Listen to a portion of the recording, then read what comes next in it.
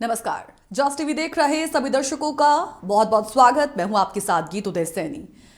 आज लेकर हाजिर हुए हैं programme decode the code, जिसमें देश और दुनिया से जुड़े तमाम कोड्स पर हम बात करते हैं और उन कोड्स को हम डी कोड करते हैं।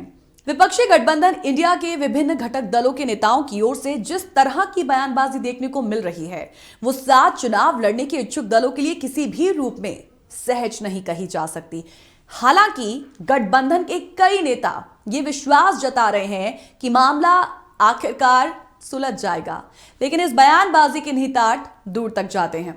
इसलिए आज ये जो क्योस इस वक्त बना हुआ है INDIA गठबंधन में, उसे तफसील से हम सबसे पहले समझेंगे।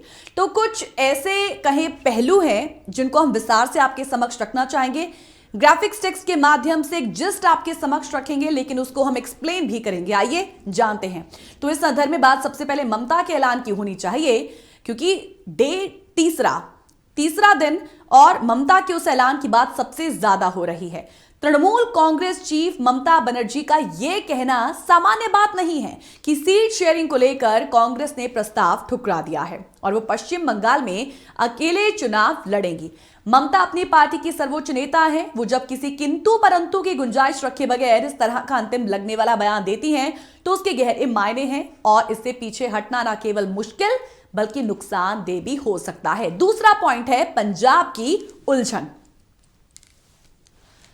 तो पंजाब के मुख्यमंत्री और आप नेता भगवंत मान ने भी साफ साफ कह दिया है कि अन्य राज्यों में चाहे जो भी फॉर्मूला निकले, पंजाब में पार्टी कांग्रेस के साथ कोई गठबंधन नहीं करेगी। ध्यान रहे, पंजाब में कांग्रेस के नेता पहले से ही आप के साथ गठबंधन में जाने का विरोध कर रहे हैं।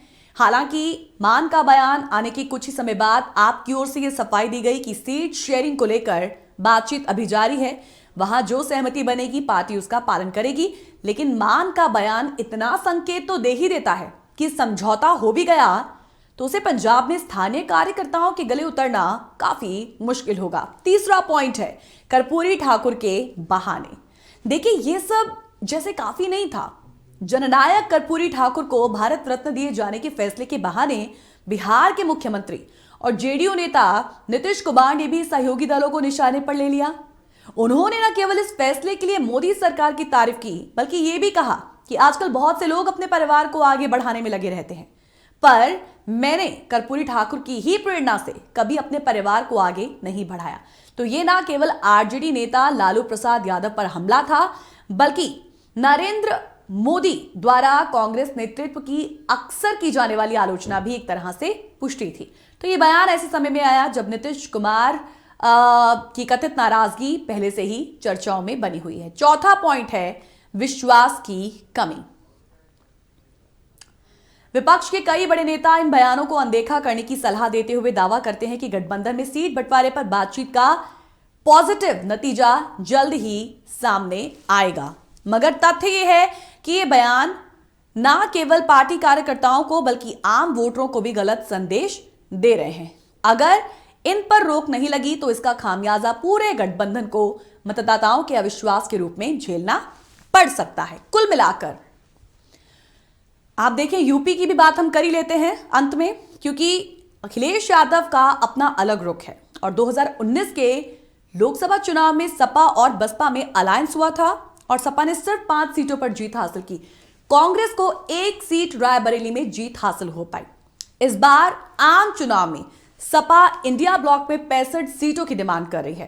कांग्रेस भी 25 सीटें मांग रही है। फिलहाल 80 लोकसभा सीटों वाले यूपी में गठबंधन किस फॉर्मूले पर जाएगा, ये अब तक साफ नहीं हो सका। इससे पहले सपा ने आरएलडी के साथ अलायंस का ऐलान कर दिया। तो ऐसे में ये जिनकी बात हमने की है, हालात ये हैं कि एक को मनाओ तो दूसरा दल या नेता रूठ रहा है। गठबंधन की गांठ सुलझने की बजाय उलझती ही जा रही है।